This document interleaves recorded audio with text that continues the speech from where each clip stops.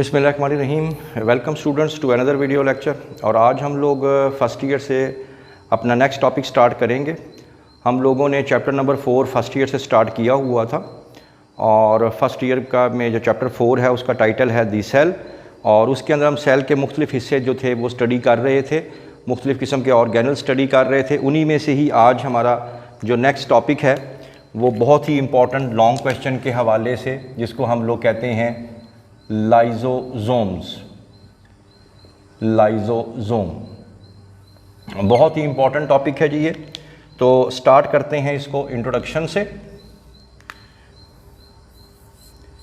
Introduction आप भी paper में हेडिंग बना लीजिएगा इंट्रोडक्शन की, और उसमें आप लोगों ने ये बता देना है कि लाइजोजोम्स बेसिकली हैं क्या। लाइजोजोम्स ग्रीक वर्ड से आए हैं,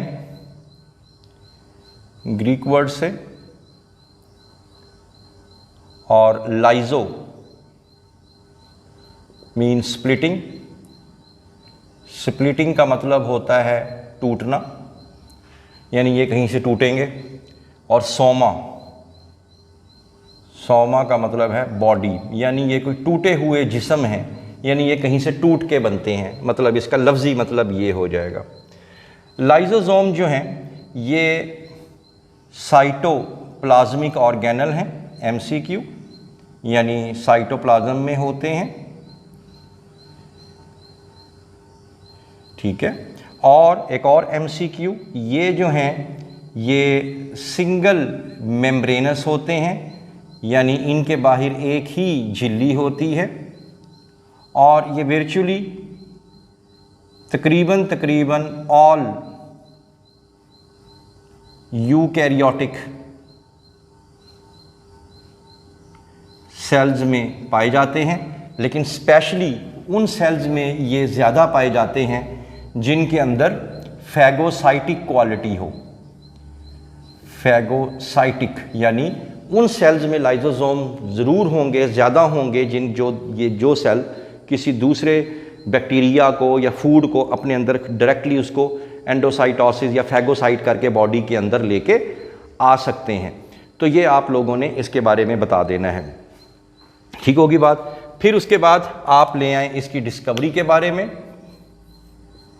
डिस्कवरी, इसको डिस्कवर किसने किया था इस ऑर्गेनल को? ये एक साइंटिस्ट जिनका नाम था डिड्यूफ, 1949, ठीक है जी। तो ये आप लोगों ने इसके बारे में बता देना है। अब इसका मैकेनिज़्म क्या है, या आप अभी ठहर जाते हैं, पहले इसके अंदर देख लेते हैं एंजाइम्स कौन कौन से होते हैं इसके अंदर। एंजाइम्स, इसके अंदर जो एंजाइम्स हैं बहुत से इंपॉर्टेंट एंजाइम्स हैं जो कि प्रोटीन को, कार्बोहाइड्रेट्स को, लिपिड्स को डाइजेस्ट कर सकते हैं। तो एक तो हाइड्रोलिटिक एंजाइम्स, हाइड्रोलिटिक एंजाइम्स होते हैं इनमें, और दूसरे एसिड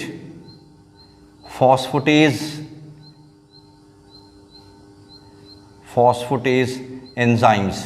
तो ये आप लोगों का MCQ हो जाएगा कि ये जो एंजाइम्स हैं ये इसके अंदर पाए जाते हैं। अब इस टॉपिक को हम समझने से पहले हम इसकी डायग्राम देखेंगे कि जी what are basically lysosomes are, lysosome होते क्या हैं। तो फिर हम लोग सबसे पहले प्रीवियस डायग्राम पे चलते हैं। ये देखें, this is the cell membrane which is also called as plasma membrane. ये हमारे पास न्यूक्लियस, और न्यूक्लियस की झिल्ली को क्या बोलते हैं? Nuclear membrane. ये हमारा टॉपिक नहीं है, लेकिन हम क्योंकि दोबारा से इसको बता रहे हैं, क्योंकि ये साइंस का यही एक क्वालिटी है कि साइंस में सीक्वेंस के साथ सीक्वेंस मिलता है, ठीक है। और अगर आप लोगों का कॉन्सेप्ट पहले से ही ख़राब है तो फिर वो आगे फिर मज़ीद वो ख़राब होना शुरू हो जाएगा। फिर हमने बनाया था एंडोप्लाज्मिक रेटिकुलम, फिर हमने ये देखा था प्रीवियस लेक्चर में, एक होती है रफ एंडोप्लाज्मिक रेटिकुलम और एक होती है स्मूथ एंडोप्लाज्मिक। तो रफ में क्या होते हैं? दाने से बने होते हैं, राइबोसोम्स होते हैं, पढ़ा था हमने। फिर हमने ये भी देखा था कि इन जो एंडोप्लाज्मिक रेटिकुलम होती है इनसे प्याले निकलते हैं, ठीक है। और ये प्याले जो हैं ये एक और फ्लैटेंड चपटी जो है ये मेम्ब्रेनस सिस्टम बनाते हैं। अगर आप लोगों ने ये टॉपिक्स नहीं पढ़े हुए तो काइंडली पहले वो देख लें। इनको हम लोग क्या कहते थे याद होगा, इनको कहा जाता था गोल्जी, ठीक है ना, Golgi, Golgi apparatus, Golgi complex, क्योंकि ये प्याले जो हैं यहाँ पे आके जुड़ते थे। फिर आपने पढ़ा था लास्ट गोल्जी के अंदर ही कि फिर यहाँ से जो ट्रांस फेज़ है, जिसको फेस मैच्योरिंग साइड भी कहते हैं, क्योंकि गोल्जी की दो साइड्स बताई थी हमने, ये ऊपर वाली थी फेस फॉर्मिंग और एक थी फेस मैच्योरिंग या मैच्योरिंग फेस। मैच्योरिंग फेस से फिर जो हैं वो प्याले निकलते हैं, इन प्यालों को वेसिकल्स भी कहते हैं, ठीक है। और इन प्यालों के अंदर वो एंजाइम्स जो कि बन के आ रहे हैं, कहाँ से, रफ एंडोप्लाज्मिक, फिर कहाँ तैयार हुए, गोल्जी में। तो ये जो प्याले हैं अब निकल के फाइनल हो चुके हैं, अब ये ख़तरनाक प्याले बन चुके हैं। अब इन प्यालों को ही हम लोग क्या बोलेंगे, इनको ही हम लोग कहेंगे प्राइमरी लाइजोसोम्स बोलेंगे। कितनी सिंपल सी बात है, यानी पहले यहाँ पे तैयार हुए रफ एंडोप्लाज्मिक रेटिकुलम में, फिर ये प्याले टूट के कहाँ आए, गोल्जी में, फिर गोल्जी से टूट के बाहर आ गए, और यहाँ जब बाहर आके निकलेंगे तो इनको हम लोग क्या बोलेंगे, इनको हम लोग कहेंगे कि ये बन चुके हैं प्राइमरी जो हैं लाइजोसोम्स, ये कहलाएंगे, ठीक है। तो ये हैं जी सिंगल मेम्ब्रेन बाउंडेड ऑर्गेनल, जिनको आप लोग क्या कहते हैं, प्राइमरी लाइजोसोम। अब जब आपको बात समझ ये आ गई है तो आगे इसके फंक्शंस देख लेते हैं। बस फंक्शंस में इसके बहुत से फंक्शंस हैं, फंक्शंस में आप बहुत से इसके फंक्शंस जो हैं वो बता सकते हैं। मिसाल के तौर पे इसका पहला फंक्शन अगर हम लिखें तो हम ये लिख सकते हैं कि ये इंट्रासेलुलर डाइजेशन कर सकती है, इंट्रासेलुलर डाइजेशन। इंट्रासेलुलर डाइजेशन का मतलब है सेल के अंदर किसी चीज़ को तोड़ना, ब्रेक डाउन करना। Number 2 extra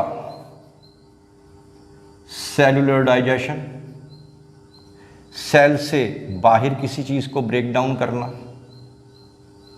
number 3,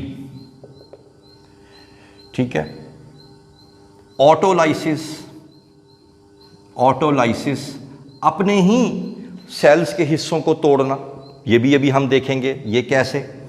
number 4 autolysis हो गया। उसके बाद आप इसमें बता दें कि इसके एक्स्ट्रा सेलुलर हो गया ड्यूरिंग डेवलपमेंटल प्रोसेस ऑटोलाइसिस या apoptosis.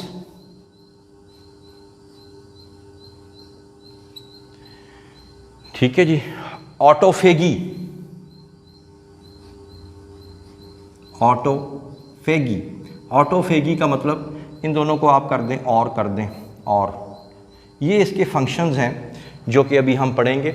Intracellular digestion, extra cellular digestion, autolysis और एपोप्टोसिस और ऑटोफेगी। ठीक है, ये क्या हैं ये चीज़ें, तो यही चीज़ें अब हम लोगों ने इसके अंदर देखनी है कि वो कैसे कैसे कैसे मामला चलेंगे। तो इसी को ही अब आगे लेके चलते हैं। डायग्राम आपके सामने बन चुकी है।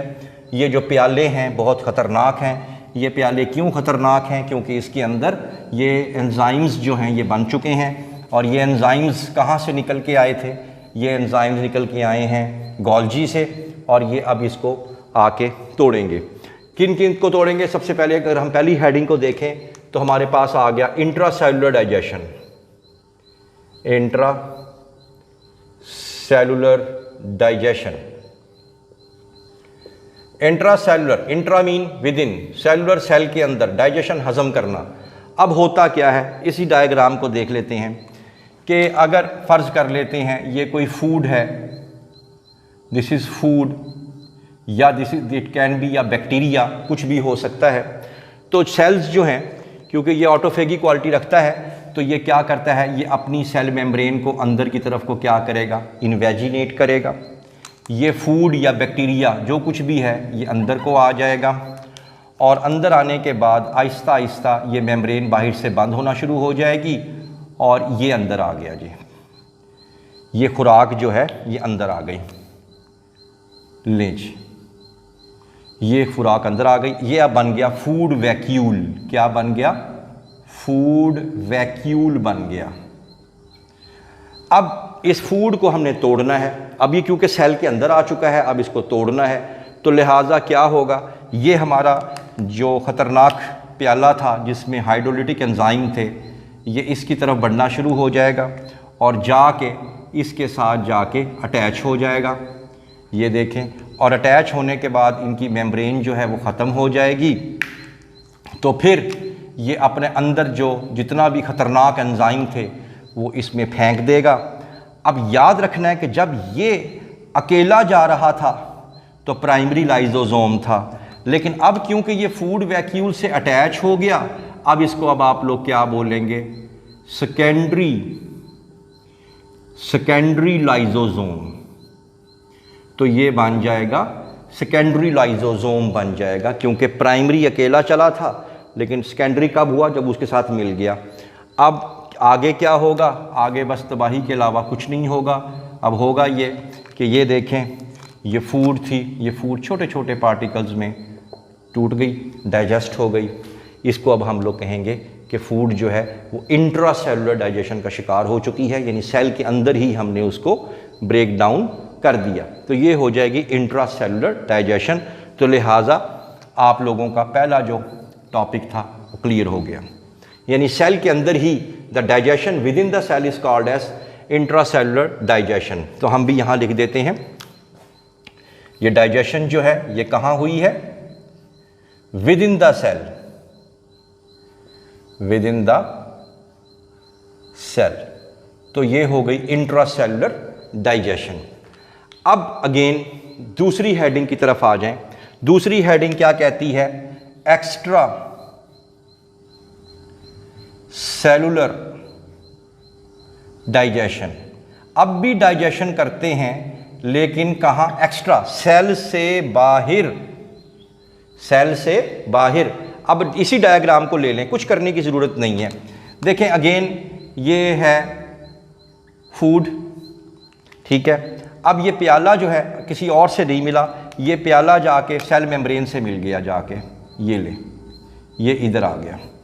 और क्या किया इसने, इसने बाहर अपनी जो सेक्रीशंस थी, अपने जो एंजाइम थे, बाहर फेंक दिए।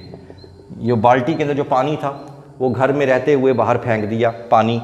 अब ये खुराक जो है सेल से बाहर टूट गई, ये देखें, ये डाइजेस्ट हो गई। अब इस कंडीशन के अंदर ये क्या, क्योंकि ये डाइजेशन सेल से बाहर हुई है, लिहाजा इसको कहेंगे एक्स्ट्रा सेलुलर डाइजेशन। तो ऐसी digestion, the digestion which occur outside the cell, cell से बाहर हुई है, तो लिहाजा ये क्या कहलाएगी, एक्स्ट्रा सेलुलर डाइजेशन कहलाएगी। ठीक होगी बात। तो ये भी हमारा क्लियर हो गया। तीसरी चीज़ आ जाती है ऑटोलाइसिस, बहुत इंपॉर्टेंट है ऑटोलाइसिस। ऑटोलाइसिस, ऑटो का मतलब अपने आप को, लाइसिस का मतलब है तबाह करना, डिसॉल्व करना, ठीक है। बाज़ औक़ात लाइजोसोम अपने ही सेल को तबाह कर देता है, अपने ही सेल की मौत का बायस बनता है। इसको हम नॉर्मल कंडीशन में एपोप्टोसिस भी कहते हैं।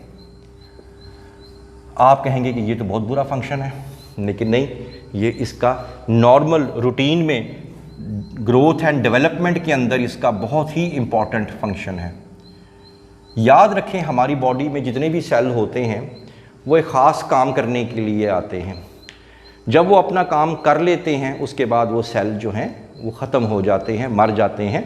और उनको मारने वाला फिर कौन है, उनको मारने वाला भी यही एपोप्टोसिस करवाता है। कौन, हमारा लाइजोसोम, ठीक है।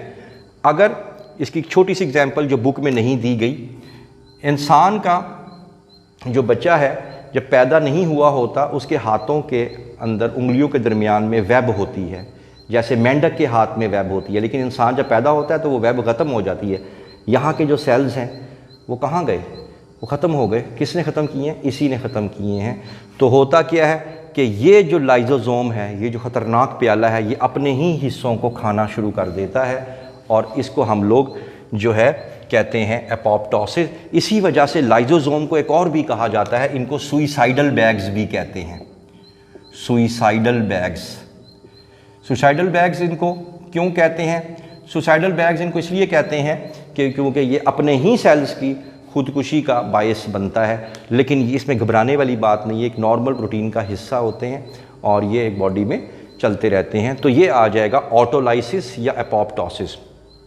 उसके बाद ऑटोफेगी की बात करते हैं। ऑटोफेगी जो है, ऑटो का मतलब अपने आप, फैगी का मतलब खाना। ये जो लाइजोसोम है अपने ही सेल के चंद हिस्सों को खाना शुरू कर देता है। आप कहेंगे ये तो बहुत बुरी बात है। बुरी बात नहीं है। अब देखें, हमारी सेल्स के अंदर बहुत से एग्जाम्पल दे रहा हूँ, माइटोकॉन्ड्रिया होते हैं। क्या होते हैं? माइटोकॉन्ड्रिया। और आप पढ़ चुके हैं कि माइटोकॉन्ड्रिया क्या बनाते हैं? एटीपी। अब कुछ माइटोकॉन्ड्रिया जो हैं पुराने हो जाते हैं और वो एनर्जी, उतनी बिजली आप लोगों के लिए, यानी उतनी एटीपी आप लोगों के लिए नहीं बना पाते। ठीक है, तो लिहाजा बेहतर नहीं है कि इन्होंने जगह भी कवर की हुई है और हमें एनर्जी भी नहीं दे रहे, तो हम इस पुराने वाले को तोड़ के रिसाइकिल करके नया बना लेते हैं। तो फिर यही जो प्याले हैं, जो नकम्मा तरीन माइटोकॉन्ड्रिया होता है उसके साथ जाके अटैच हो जाता है और अपने ही माइटोकॉन्ड्रिया को, ठीक है, तोड़ देता है। तो ये सेल्फ जो पार्ट्स होते हैं सेल्स के, ऑर्गेनल्स वगैरह होते हैं, उनको ये डाइजेस्ट कर देता है, उनको ये तोड़ देता है। इसी वजह से इनको हम लोग कहते हैं ऑटोफेगी। और इस तरह से वो लाइजोसोम जो अपने ही सेल के हिस्सों को खाता है, अपने ही पार्ट्स, सेल के पार्ट्स को खाता है, उनको फिर हम कहते हैं ऑटोफेगोसोम। ऑटोफेगोसोम भी कहा जाता है, अपने ही हिस्सों को खाने वाला। ठीक है, ये आपका एमसीक्यू होगा। ये आप लोगों की जो फर्स्ट ईयर की जो बुक है, उस बुक के नीचे जो डायग्राम के नीचे जो रेड लाइंस हैं, ये वहाँ पे लिखा हुआ है। वहाँ पे प्राइमरी लाइजोसोम भी मिल जाएगा आपको और वहीं पे आपको सेकेंडरी लाइजोसोम भी मिल जाएगा और ऑटोफेगोसोम भी आपको मिल जाएगा। तो ये इसके बुनियादी फंक्शंस हैं। फिर बहुत अच्छा काम कर रहे हैं, ये बेहतरीन काम कर रहे हैं, लेकिन बाज़ औक़ात इनके अंदर प्रॉब्लम भी आ जाती है। इनके अंदर एंजाइम्स के अंदर म्यूटेशंस भी आ जाती हैं। बाज़ औक़ात इनके एंजाइम्स जो हैं वो प्रॉपर नहीं बनते और फिर उन्हीं को ही हम लोग, वो हमारे सामने बीमारी की सूरत में सामने आते हैं। जिस शख्स के अंदर उनका लाइजोसोम प्रॉपर काम नहीं करता तो फिर वो बीमारी बन जाती है। फिर उसको हम लोग कहते हैं स्टोरेज डिजीज़। उनको क्या बोलते हैं? Storage disease. उनको हम फिर स्टोरेज डिजीज़ बोलते हैं। ठीक है जी।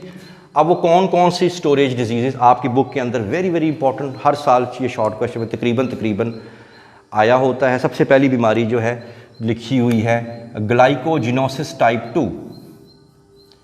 ग्लाइकोजिनोसिस टाइप 2। ग्लाइकोजिनोसिस टाइप 2 जो बीमारी है, इसके बारे में आप लोगों ने ये बता देना है कि ये बीमारी, पहली तो बात ये है कि ये कौन से सेल्स में बॉडी में होती है। ये लिवर और muscles, liver and muscle cell के अंदर। अब लिवर और मसल में ऐसी क्या चीज़ होती है? देखें, हमारे लिवर के अंदर अभी आप पढ़ के आ रहे हैं चैप्टर नंबर 2 में, ग्लाइकोजिन होता है और ग्लाइकोजिन किस में कन्वर्ट हो जाता है? ग्लूकोज में, ताकि हम लोग क्या हासिल कर सकें? एनर्जी हासिल कर सकें। लेकिन आपका क्या ख्याल है कि ग्लाइकोजिन अपने आप कन्वर्ट हो जाता है? नहीं, इसको कन्वर्ट करने वाला जो एंजाइम होता है ग्लाइकोजिन को ग्लूकोज में, वो किसके पास होता है? लाइजोसोम के पास होता है। और अगर लाइजोसोम के अंदर वो एंजाइम ना हो, ये वाला एंजाइम म्यूटेशन का शिकार हो जाए, काम ना करे, एब्सेंट हो, तो क्या ख्याल है ग्लाइकोजिन ग्लूकोज में कन्वर्ट हो जाएगी? कभी नहीं होगी। और वो फिर मसल सेल में और लीवर सेल में वो जमा होना शुरू हो जाएगा ज़रूरत से ज़्यादा और उसकी फंक्शनिंग को डिस्टर्ब करना शुरू कर देगा। और फिर इसी बीमारी को आप लोग क्या बोलेंगे? इसको कहेंगे ग्लाइकोजिनोसिस टाइप 2 बोलेंगे। ठीक है। और इस तरह की जो स्टोरेज डिजीज़ हैं, अभी तक हम लोगों ने तकरीबन 20 सच डिजीज़ मेडिकल साइंस में हम लोग डिस्कवर कर चुके हैं, जिसमें एक कोई ऐसा कंपाउंड या कोई ऐसा मॉलिक्यूल बॉडी में इकट्ठा होना शुरू हो जाता है, वो टूटता नहीं और एक ही जगह पे जमा होना शुरू हो जाता है, जिसकी वजह से ये हम लोग कहेंगे ग्लाइकोजिनोसिस टाइप 2। इसी से मिलती जुलती एक और स्टोरेज डिजीज़ है जिसको हम लोग कहते हैं टे-सैक्स डिजीज़। टे-सैक्स डिजीज़। अब ये जो बीमारी है ये किस सेल में होती है? ये बीमारी होती है ब्रेन सेल में। किसमें? ब्रेन सेल में होती है। और अब ब्रेन सेल के अंदर लिपिड बनती है और लिपिड ब्रेक डाउन होती है, टूट जाती है, तो अच्छी बात है। लेकिन अगर लिपिड जो है ये ब्रेक डाउन ना हो तो क्या होगा? हमारे आप ब्रेन सेल में क्या चीज़ जमा होना शुरू हो जाएगी? लिपिड जमा होना शुरू हो जाएगी, क्योंकि टूट नहीं रही। चीज़ें बननी भी चाहिए, चीज़ें टूटनी भी चाहिए, ताकि हर चीज़ का क्या रहे? बैलेंस रहे। अब वो एंजाइम जो है वो एब्सेंट होता है या मिसिंग होता है या म्यूटेशन का शिकार हो जाता है कि लिपिड को ब्रेक डाउन नहीं करता, और जो हमारे ब्रेन सेल्स हैं उसके अंदर हर जगह लिपिड्स भरना शुरू हो जाती है और वो सेल नॉर्मल फंक्शन नहीं कर जाता। और इसी तरह क्या होता है कि इससे मेंटल रिटार्डेशन हो जाती है। दिमागी तौर पे इंसान जो है वो मेंटल रिटार्डेशन का शिकार हो जाता है, उसके सोचने समझने की क्वालिटीज़ में फ़र्क पड़ जाता है, और बहुत ही एक्सट्रीम कंडीशन हो तो इंसान की डेथ भी वाक़या हो सकती है। और ये सारा कुछ क्यों हुआ? इस प्याले की वजह से, क्योंकि इस प्याले के अंदर वो जो एंजाइम थे जो होने चाहिए थे, या तो वो एब्सेंट हैं या वो प्रॉपर फंक्शन नहीं कर रहे ड्यू टू म्यूटेशन। को डीएनए में ऐसी तब्दीली आ गई है जिसकी वजह से ये एंजाइम प्रॉपर काम नहीं कर रहे। तो ये आप लोगों का बहुत ही एक इम्पॉर्टेंट टॉपिक था लाइसोसोम्स का। इसके आने के चांसेस बहुत ज़्यादा होते हैं लॉन्ग क्वेश्चन में, तो इसको अच्छे तरीके से पढ़ लीजिएगा। फिर भी कोई क्वेश्चन हो तो आपने कमेंट सेक्शन में जाके पूछ लेना है। I hope that you have understood the lecture today. For more interesting videos, please stay connected with us. Thank you very much.